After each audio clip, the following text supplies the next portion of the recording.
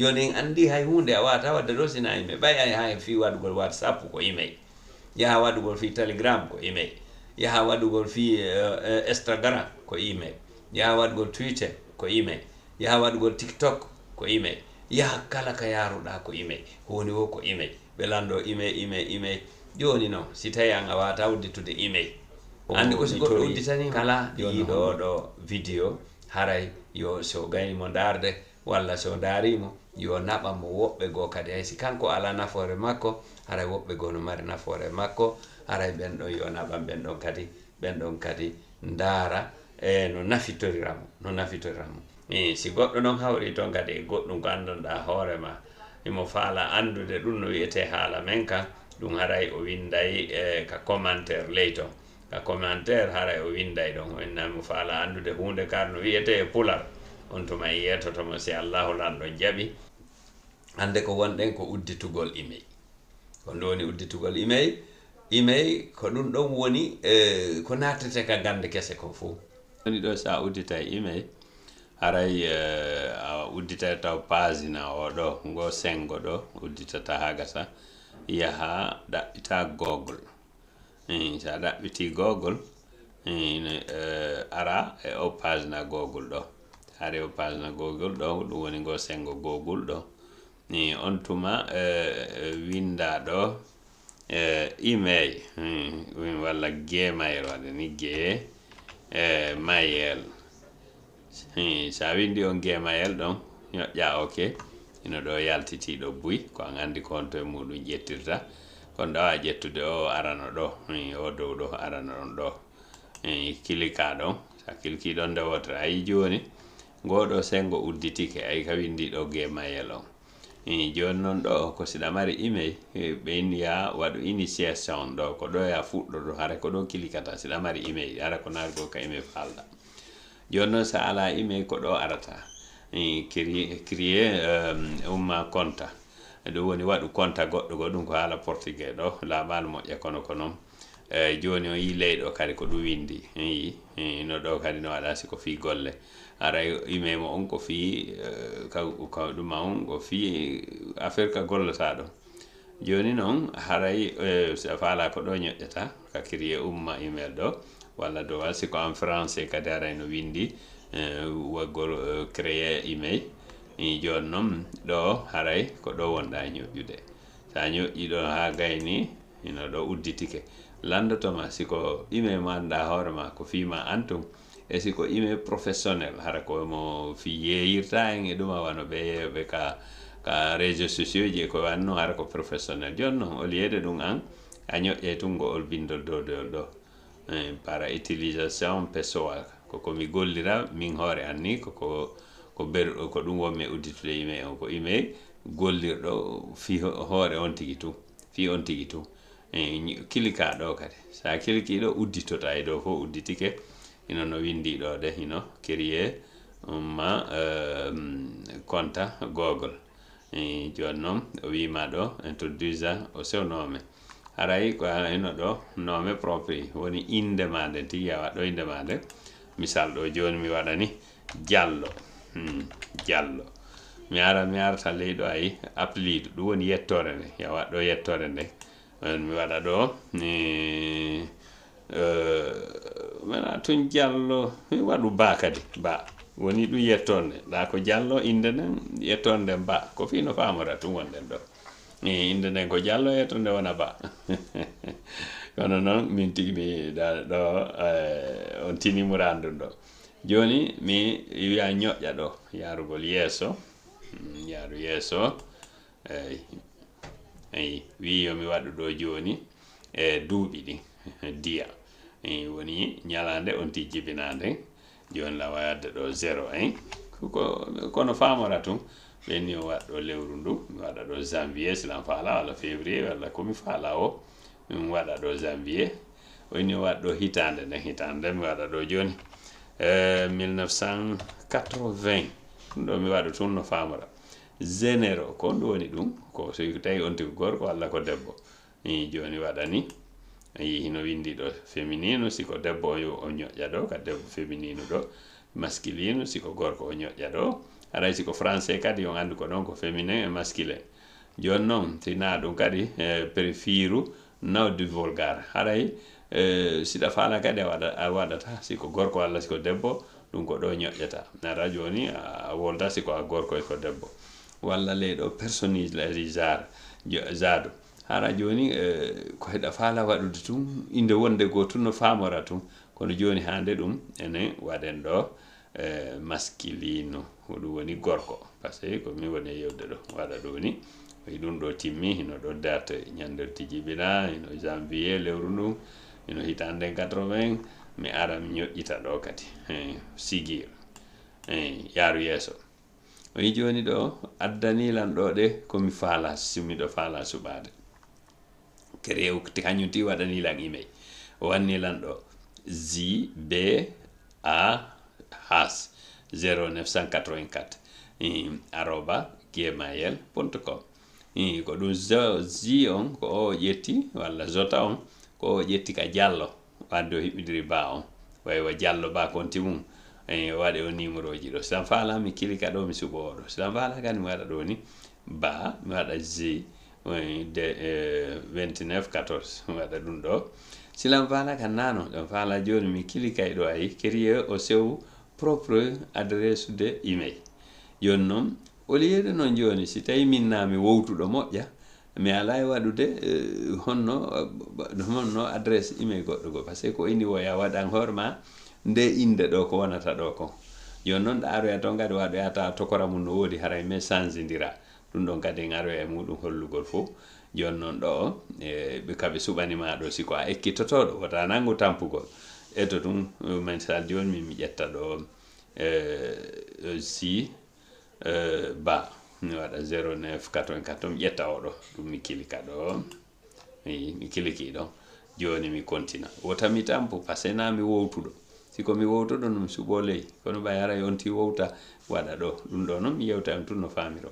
mi yara mi avance ɗo kadi mi avance mi yaari yeeso joni kam ɗo landi kala e créer umma palavre passe forte joni ya waɗu code ma on ko ɗum woni password ma on walla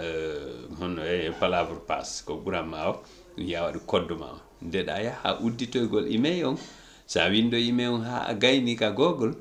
on tuma haray me waɗa o code ɗo si wawa natude kanto no wawi si tawi ɗa mari boîte lettre joni noon ɗa jogui caabije ɗen ko caabije ɗen ni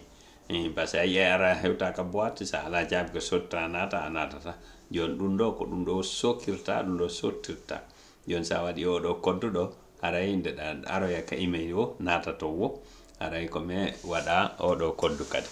joni noon waɗen code o kono sélectionnen ɗo hara yiyay ko wonɗen e windude ko joni la windude ɗo min tun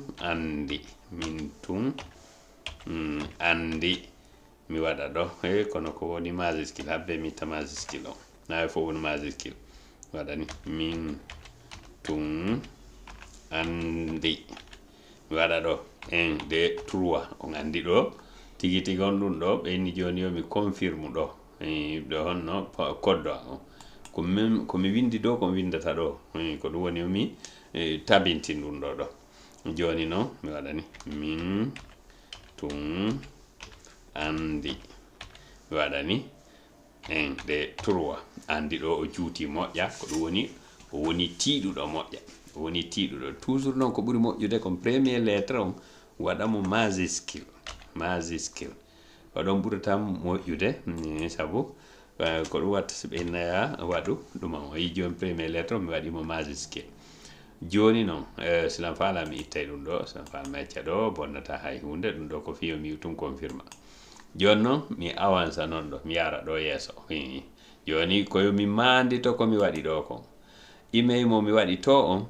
kañum e o ɗum ɗo honno koyo mi mandito par ce que kami aroy ka google wo ko mi waɗa email on fi natugol ka email mi waɗamo ha gasa on tuma mi waɗa o code ɗo kadi si mi wawa noon natoyde ka email to mi yiya message ji am windiɗi ɗin ko wimi on konno wawi boîte de lettre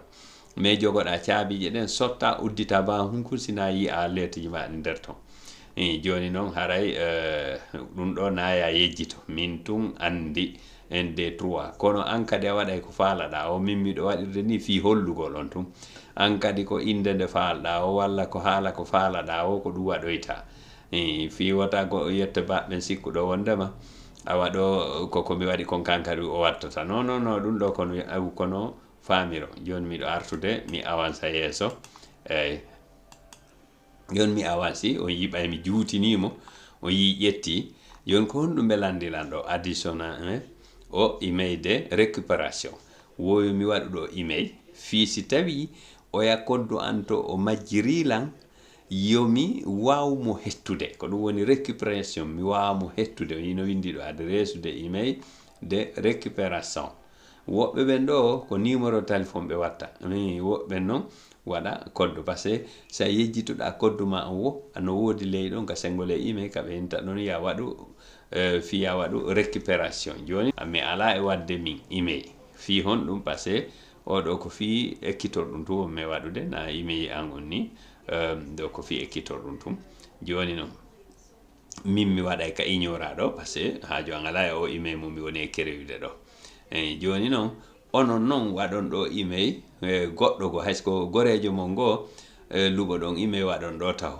fi on ɗum andu ɓay on haari on ala email goɗɗo go miɗon wawi landade ɗimmo mon go o weldiɗɗo mon go yo joni on email makko on waɗon ɗo kono noon si kanko kadi o naatoyi toon falam nadde ka email ma so aroy o ronki nadde tun no kilikiri ɗon ɗon ni wondema o yejjiti ɓe addanaymo koddu ka email makko toon koka koddu mon koka email makko arata ko ɗum waɗi ko ɓuri ɗuɗude kon foti hara wona email goɗɗo goo waɗɗa kono noon siko mo hooliɗa iɗa wawi wadde email makko on ala probléme nde yejjituɗa email ma o wo kono noon nde yejjituɗa code passe o wo on tuma a feƴƴe tun a waɗay ɗon tun mi yejjiti code passe on tuma no kilikirɗa ɗon ɓe naɓante code ka email oya on tuma noddamo o jonne on code ton watta ɗon on tuma feƴƴa yeeso kadi récupéra email ma o haray donc noon wawata warrude kono noon ɗum hara komo hooliɗa dey hara natoyo ka email ma no ɗaɓɓitano no ɗumanni ara komo hooliɗa eyyi si tawi noon a wakkilaki ɗum ɗo ɗa wadde ignoré kono winda ko honno email ma on e password ma on ɗum woni email ma on e code ma on winda nokkugo mara hara sa yejjiti tun a yahay tun ɗaɓɓita ɗon ko ɗum woni ko ɓuri moƴƴude kon joni min la wadde ignoré mi feƴƴa eyyi ɓeyni ɗo yo mi waɗ ɗo numéro téléphone addison numéro téléphone so falam waɗay ɗo numéro téléphone kono joni min mi ala wadde ɗo numéro téléphone par ce que oɗo ko ekkitorɗo kono an noon hiɗa wawi wadde numéro téléphone ma o ay indicatif on no yalda par ce que Portugal mi woni ko ɗum waɗi si waɗi ɗum ɗo joni noon si an kadi ko France wonɗa leydi ko walla ko Guinée wonɗa ko ɗon yaltata code mo fi code on ni code pays on ni kono ɗum ɗo yalta to an kadi waɗa noon numéro ma o yeeso ɗo aɗa numéro téléphone to watta kono ɗum ɗo fo ko si tawi ɗa faala waɗude ɓe windi ley ɗo ko fi hon ɗum watta siɗa waɗa ɗum ɗon an tigui ɗa wawi janggoyde ɗi bindi ɗo par ce que ko ɓeydugol sécurité o joni noon min mi ala e wadde ɓaymi ɗum ɗo ko fi hollugol on tum min feƴƴi joni noon hino ɗo email an o inde an nden ko Diallo Ba honno wiyete email an o ko ba 0984 arroba gmail.com mi heeɓi email joni noon ɗo o nde miɗo natoya to wo nayo mi yejjitu code on par ce que ko ɗum ɗo mi windoyta mi natira nder to joni haray mi avança kadi par ce que joni koye mi yiitutu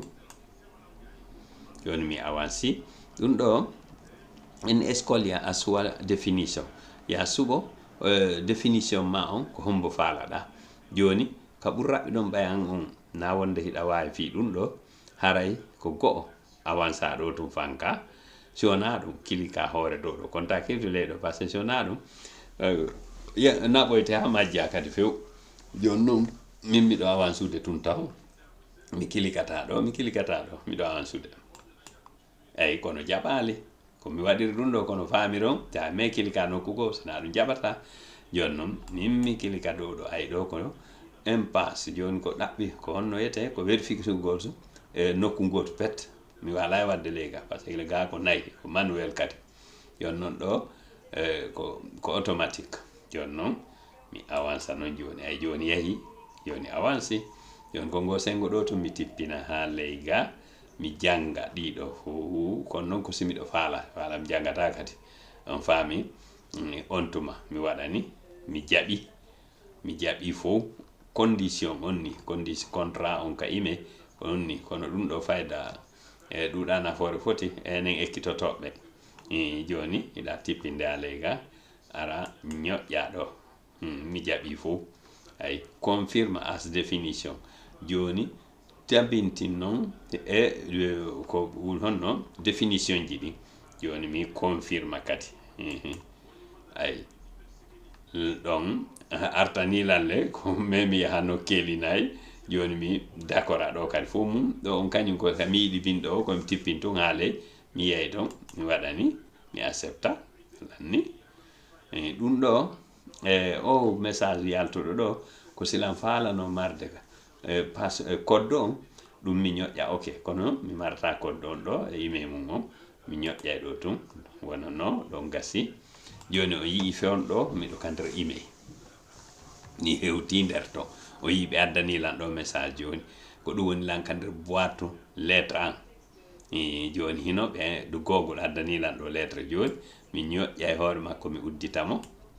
fiyo mi janngu ko ɓe addanim kay ko ɗum ɗo ɓe addanim hi jallo ayi ɗo ko hiwrore nde ɓay ɗon ɗo ngelimu randu joni noon welcome to google ayi joni wi ɗum ɗo ko anglais mi acci ɗon e mum ɗon ton guerdo haray walla mi wattani portugais mi fanka bukku ɗon kadi no gasa joni noon hande kadi gila ɗo naɓi yeeso miɗo jogi email email an on haray komi holli on ɗa kon simi faalama naɓude message ko ɗo mi naɓata ɗum kadi mi aroye ko honno udditirta email ma on honno naɓirta message windana goɗɗo message janga message haray ɗum ɗon kadi mi artoyay mi waɗana en nokku go si Allah jaɓi